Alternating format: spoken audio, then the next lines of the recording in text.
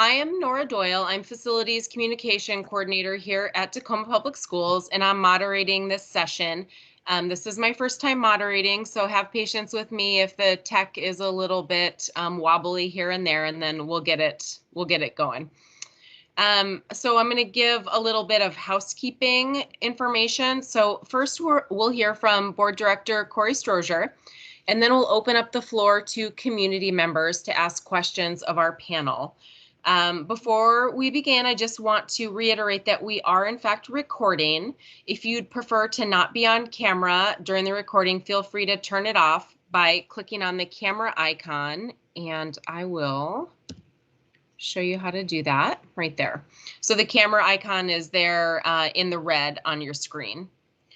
I'd also like to ask that everyone remain on mute until it's your time to speak or ask a question. And you can do that by clicking on the microphone, which is highlighted in purple on the screen.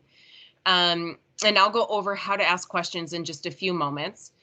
And just kind of FYI, if you're joining us by phone, your screen may look a little bit different. So I'd like to welcome Director Corey Strozier, who will introduce you to our panelists and share the information about our academic excellence strategic plan goal. Perfect. Thank you. Happy Wednesday evening to you all. My name is Corey Strozier, one of the Tacoma School Board members. And I'd like to take a quick moment to introduce the panelists that'll be joining us this evening or that we have here with us. We have Tony Pace, Assistant Superintendent of K-12 Support. We have Julie Ray, Director of Elementary Education. We have Angie Neville, Director of Curriculum and Instruction. We've got John Page, Director of Career and Technical Education. John Aiken is here, Principal of Point Defiance Elementary.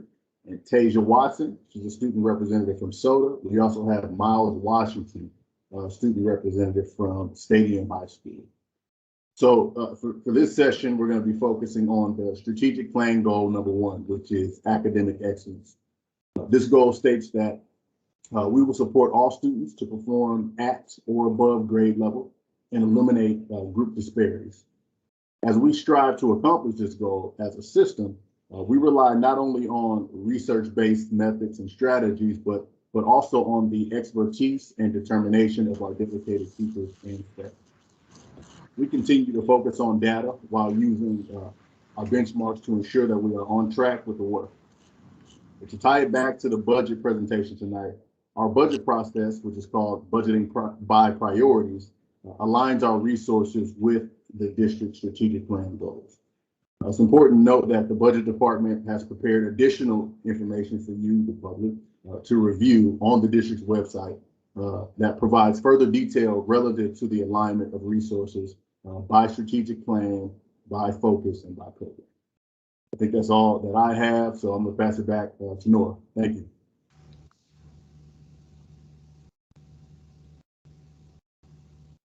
Thank you. Can you hear me, everyone?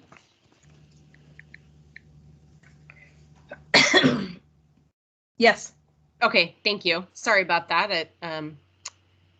I knew there might be a little tech glitch here or there. So I would like to open the floor for questions for our panelists around the academic excellence strategic plan goal. Some of you may have already sent in some questions, so thank you for getting us started. So kind of to follow up on that housekeeping, for those of you participating online right now, I just want to offer a couple tips. So first, you can hit the raise your hand button in Teams. If you want to ask a question, just click on the symbol shown highlighted here in yellow. When you're called on, unmute your microphone by clicking on the symbol highlighted in purple. That's your mic. And when you're finished, please mute again. And you can also submit your questions through the chat feature by clicking on the chat button highlighted right there in blue, if you can see that. And this will bring up a box where you can type in your message and send the group your question. I'll present your question to the panel for you. And if we aren't able to get to your question, or if we don't have the answer for you tonight, we'll write it down and provide a response to you through a Q&A that will be published on our website next week. So, and kind of what I mentioned earlier, if you're on a phone, your features may look a little different. So if you have any technology issues, please submit your questions by emailing cfo@tacoma.k12.wa.us. Okay. So let's see.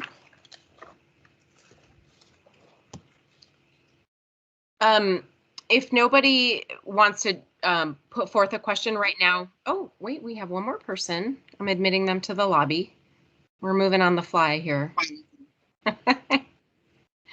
Hello, thank you for joining us.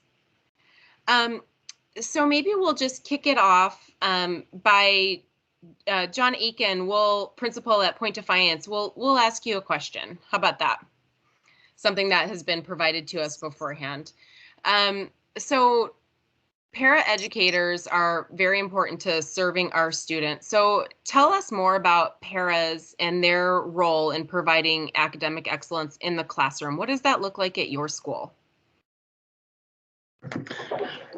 Yeah, I think, gosh, paras are critical in how we deliver excellent instruction each day. So I guess I'll approach this from two different levels. The first will just simply be the relational level. And I'll speak to it as not just a principal, but a father with kids in Tacoma schools, that I'm constantly trying to get my kids connected with caring adults, whether that's coaches, teachers, right? And I want to do that as frequently as possible. So really on the relational level, our paras are a great example of how we bring those relationships to the kids, right? We bring them to the classrooms. So that way we can increase, the likelihood that kids are connecting with somebody who's an adult who's caring for them, not only their teacher, but could be a paraeducator that's working with them on many different things related to academics or social emotional. So on the relational level, it's a great example of how we're increasing those relationships, positive relationships with kids. Now on the systems level, really we couldn't do a lot of what we do systems wide, like our systems for learning, for instruction, without our paraeducators. I would probably label them as learning accelerators or learning multipliers, because here's what they allow us to do and what they do within our system. They multiply our ability to give instruction to kids, to do modeling, to encourage kids, to give immediate feedback to kids. And part of our systems that we find are so important, that are impactful, are making sure that we can get adults, teachers, pairs one-on-one or in small group with kids as frequently as possible. And quite frankly, we cannot do that without those additional adults, those paras that are in there as coaches and models, and really as assistants to the teachers as possible. So really on a systems level, I would consider them to be just accelerators and multipliers of our impact, at all the different grade levels that we've got here at Point Defiance. We have paras that work with kids and really, increase our learning results that we get with kids because of that. So anyway, I would say relationally, they're critically important. And of course, like at a systems level, they're also critically important for us here at Point D and in Tacoma. Thank you for that. I appreciate that answer. So another question that we received beforehand, Tony Pace, this would be for you. Is there any way that we're able to make class sizes smaller? Is that something you can address, Tony? Yeah, I can talk a little bit about it. I might ask some help from elementary level director Julie Ray in just a minute, but I'll say a few things first. We really try to, we all know the importance of small class sizes and being able to give students that individual attention. And we are limited a lot with the number of staff we can have in a school based on enrollment numbers.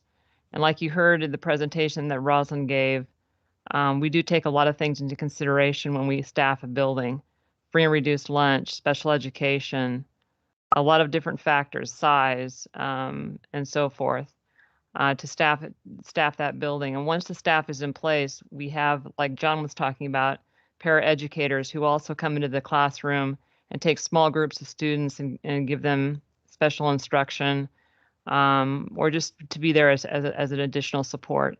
There's team teaching that occurs in classes that help to make class sizes smaller. There's intervention specialists that also come on board for specific interventions that they can help students with in closing that achievement gap. So those are a few of the things that we do to try to make class sizes smaller. Maybe Julie has a few more suggestions or ideas of things she could add to that. Julie? Sure. So every spring and then fall, we look at, with our human resources department, the school directors meet, and like Tony mentioned, we look at the school number, we look at enrollment, and then in the fall, when kids show up, we evaluate those numbers again. We do have numbers about class size in our collective bargaining agreement. So we use those numbers to really, ensure that staff and schools are staffed appropriately and make adjustments. And just like Tony mentioned, we have paraeducators, we have our interventionists that really use data to then either push in or, meet with students in small groups to address their needs based on data. We might ask Angie Novell to talk a little bit about some of the instructional practices that we're working on with teachers in the workshop model and small group instruction. Angie, would you like to comment on that? Sure, I would be happy to. At the elementary level in particular, we use something called the workshop model, which is whole group, kind of usually starts with a whole group direct instruction and then moves to small groups. And then students, some students are working independently on tasks to practice what's being taught. Meanwhile, the teacher is either pulling small groups or meeting one-to-one with students to help to support them. So that allows our teachers to not only address grade level standards, but it also allows them opportunities for students to practice, but then to get exactly what they need in terms of support. So whether that's some students who might need some extra support to meet grade level standards, or it might be students who need acceleration or extension beyond grade level standards. So it's a chance for our teachers to differentiate, and also a great chance for kids to practice.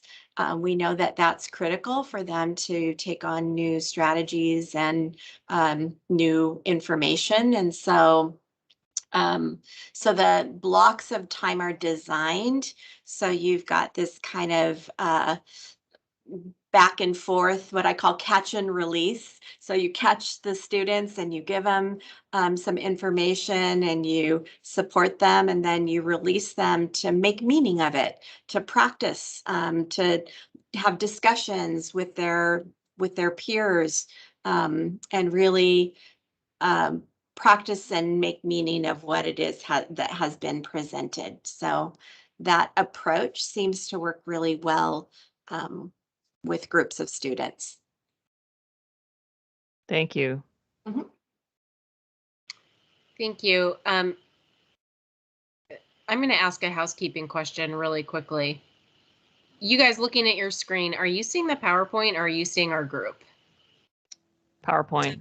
PowerPoint. You can unshare the PowerPoint. I think it would. I am going to do that. Thank you. I knew there'd be a bubble here or there. Are we looking at the group now? Yeah. Yep. Here we go. Okay. All right. So maybe Angie and Corey, can you speak to this a little bit? How the budget covers updated curriculum and maybe part of that is addressing the ESSER funds. Yeah, I can jump at the ESSER funds and I'll pass it to Angie here. But the short answer to this question about the ESSER funds covering curriculum, short answer is yes. The ESSER funding will allow for curricular purchases. meant to accelerate growth after that challenging year that we just had.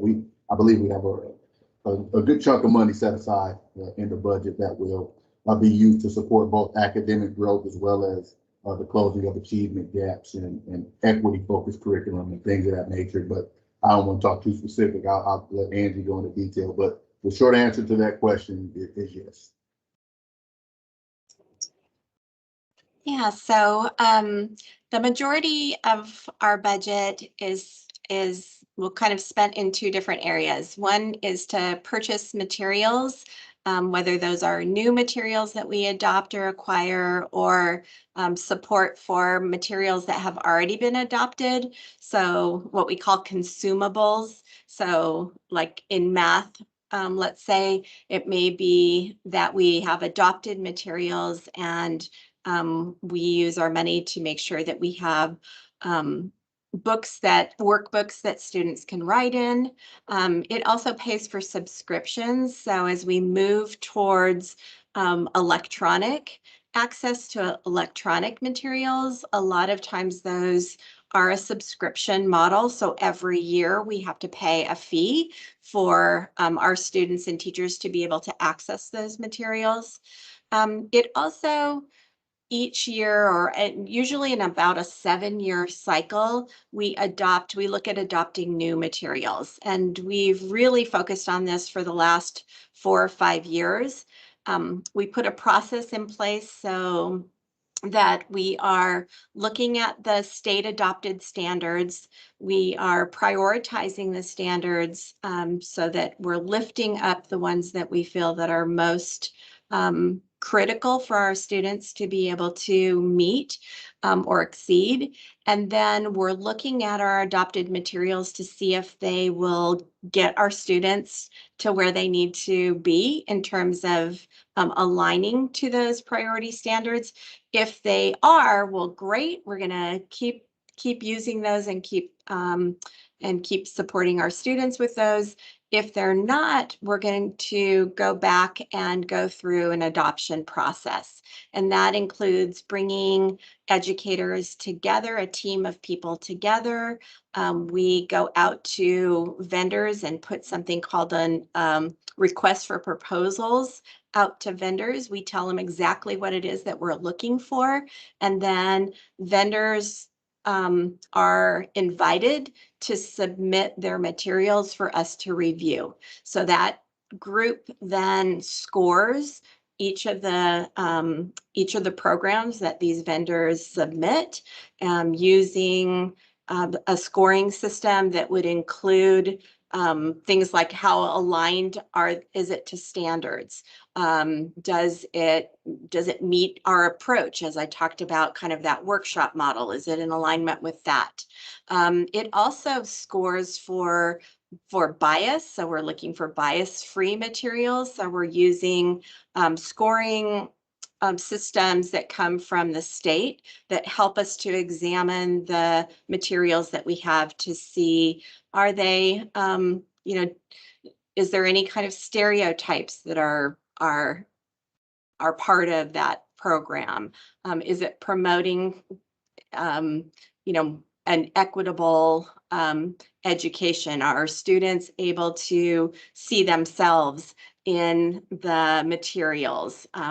Are they able to relate to the scenarios and what's being presented in those materials? So there's a group of criterion that we use to score. And then once those are scored, we look at the top, those materials that have scored the highest, and those go through a pilot process. So this is kind of pretty much a year-long process that we go through that's quite complicated. It often includes an opportunity for the community and families and students and staff to review the materials and give us their feedback. Even if you're not a teacher who's piloting, you have an opportunity to look at the materials and give us some feedback about those materials.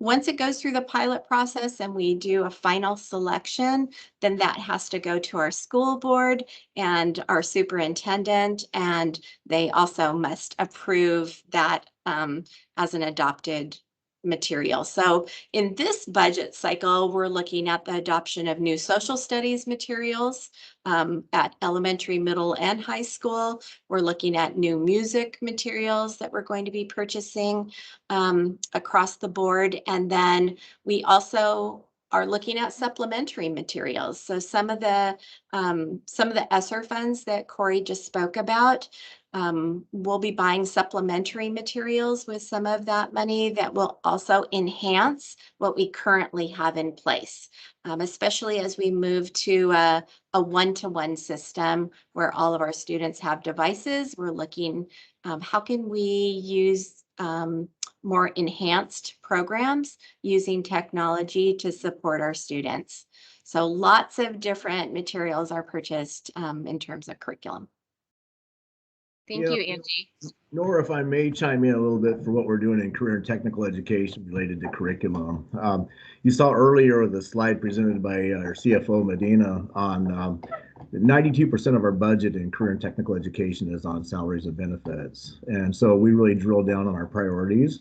And CT dual credit, that's for kids earn college credit while in high school programs, is one of our top 4 priorities in career and technical education. So how we're doing that is OSPI, our state agency, requires that we do curriculum reviews on a 5-year cycle. Every 5 years, we have to update our standards. In Tacoma CT, we said, no, that's not our standard.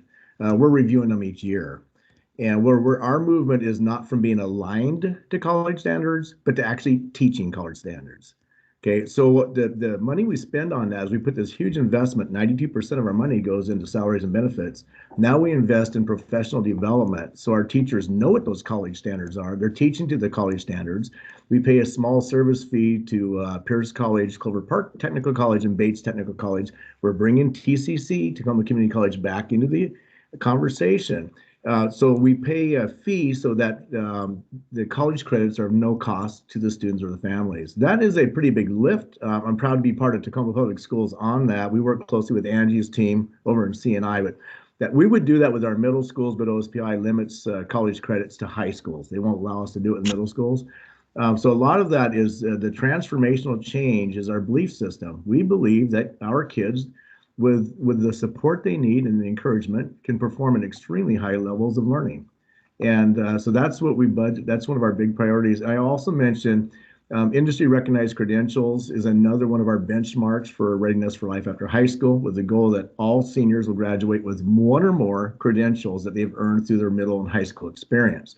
So think about that. Some of those credentials can get a little bit spendy. We take that cost away from our kids. That's an equity piece. All kids have access to the credentials. They may range from an auto service technician credential to a Pierce County food handlers permit if they're in the culinary arts, Adobe certification if they're in digital arts.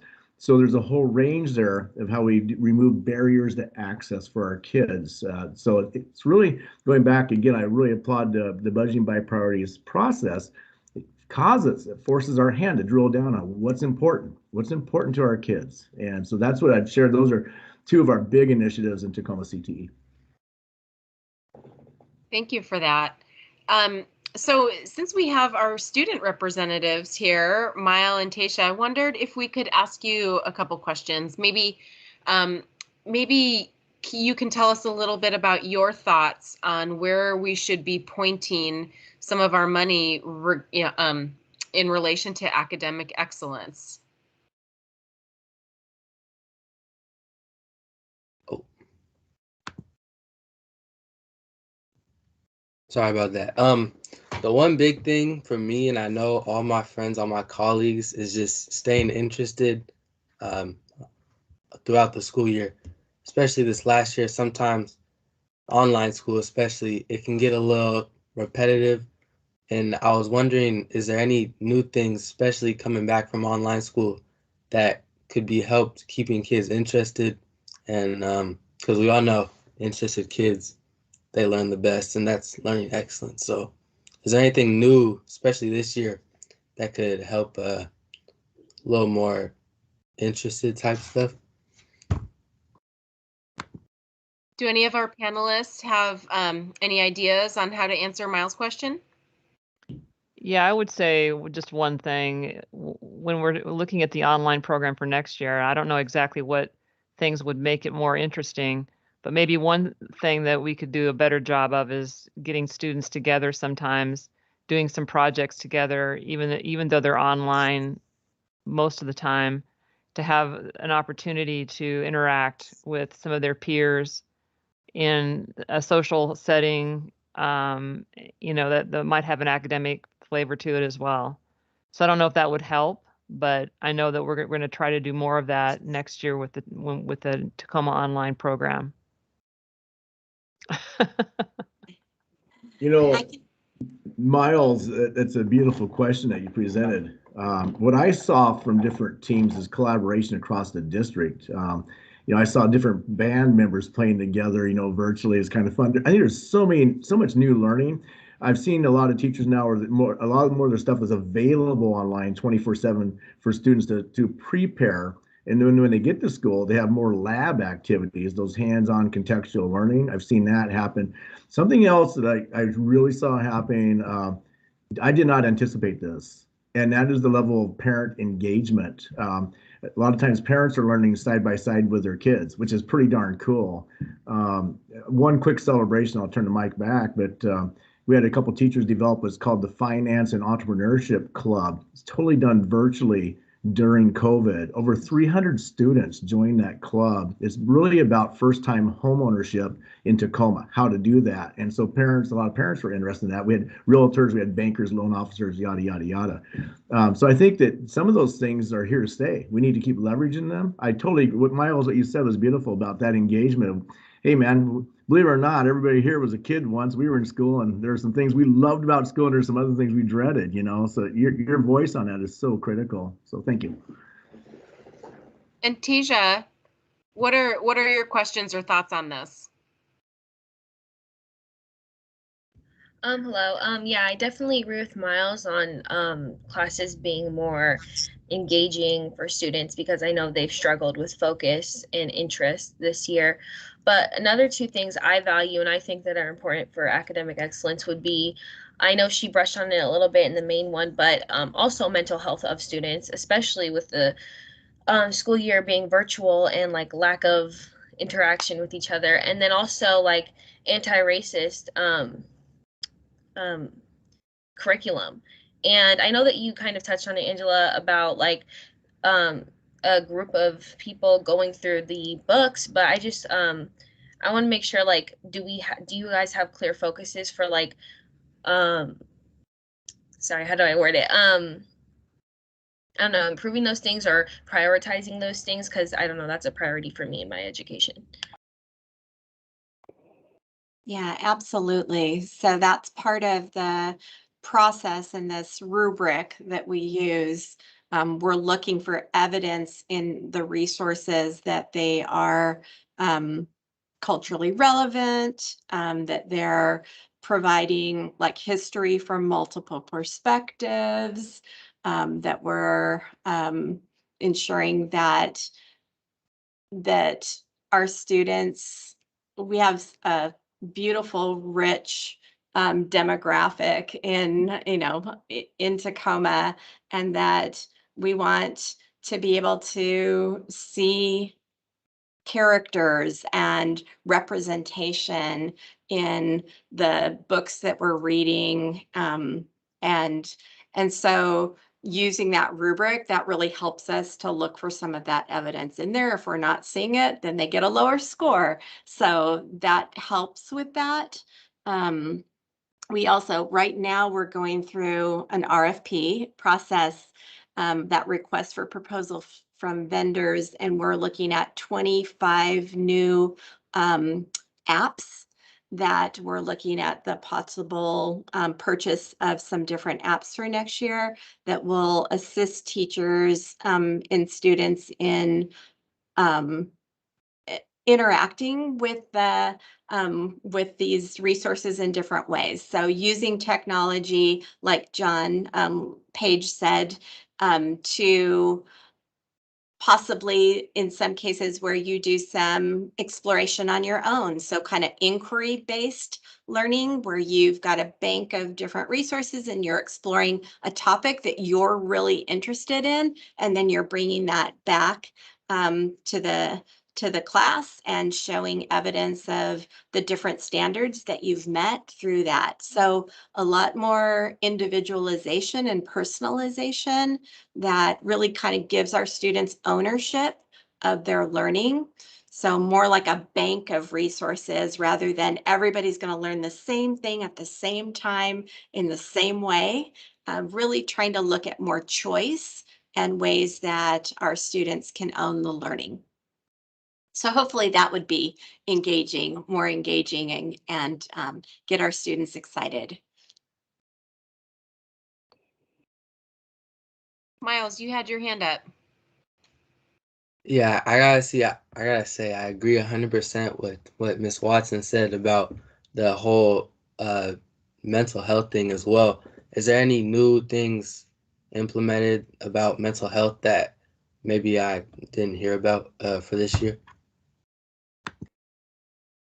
So we have worked with principals on their scheduling, and all of the elementary schools will have a 30-minute social emotional learning block. So that's how they'll start the day. They'll also have that embedded in the secondary schedule as well. But that will be a time to really develop that classroom community, to develop relationships. We do have a social emotional curriculum. So teachers will be explicitly teaching those, social skills, relationships, team building, equity is always embedded. And then we also are working on our school counselors' time within that schedule, just like, our interventionists serve students based on data that need that additional support, working with small groups of students to provide groups on, exactly those social emotional competencies. So we'll be continuing our work with principals as we implement that schedule. Then I don't know if Mr. Aiken, is the principal at Point D, wants to add on to how I know he had a morning message every day that he, it was great because he gave examples and then teachers use that theme within their morning meetings with their students. So I think carrying on, like what you mentioned before, there's so many great things that we learned this year virtually that we want to continue now that we go back in person. So this next year is going to give us an opportunity. The missing piece to parts of the messaging that we get out to kids and the coaching to kids that I did. That's not the missing, but maybe this last year was lacking a little bit, was, hey, then we get together in teams of students and groups of students, and then we interact and how we're going to apply those things. And so that's what I'm really excited about this next year. It's time to get back.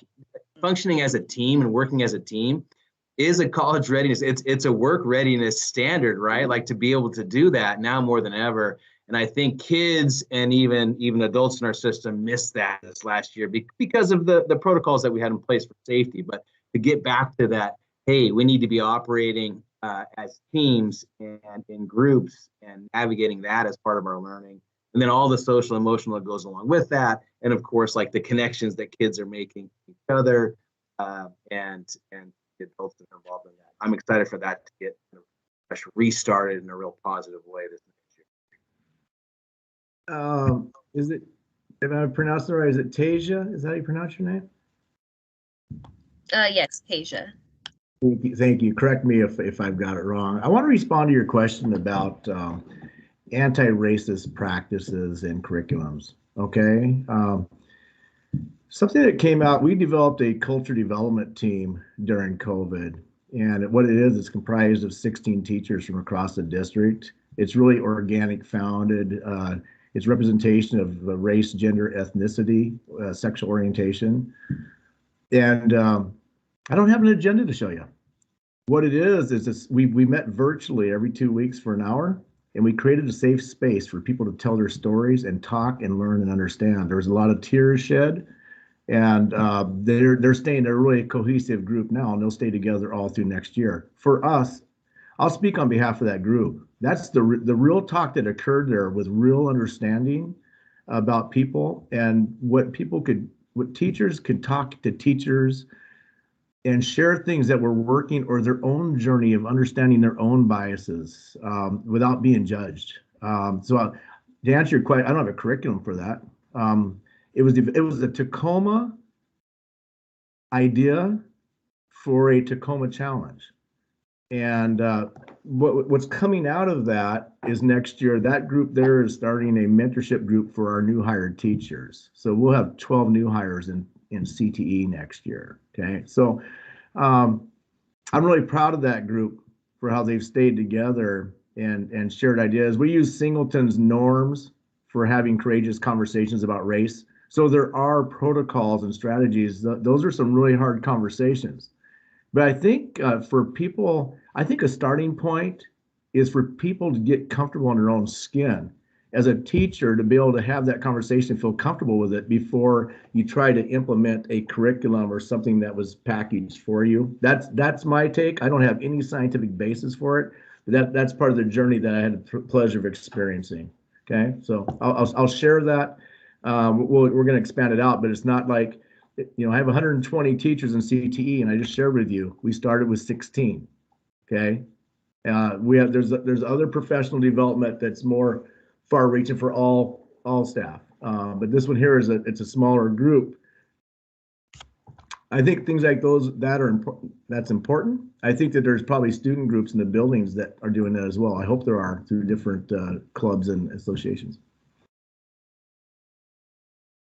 I just wanted to mention, we don't have any additional questions in our chat, but we do have a comment from Kathy, and I think this is back to John Page when you were originally speaking about CTE. She mentioned that there are nonprofits who have presented classes for life skills, and thousands of TPS kids have been served by them. So I just wanted to make sure that we call that comment out. Thank you, Kathy, for saying that. Does anybody else have anything that they want to add to our conversation before we wrap it up for the night? This has been a really great talk. Good questions, good answers. Thank you so much. Anything else?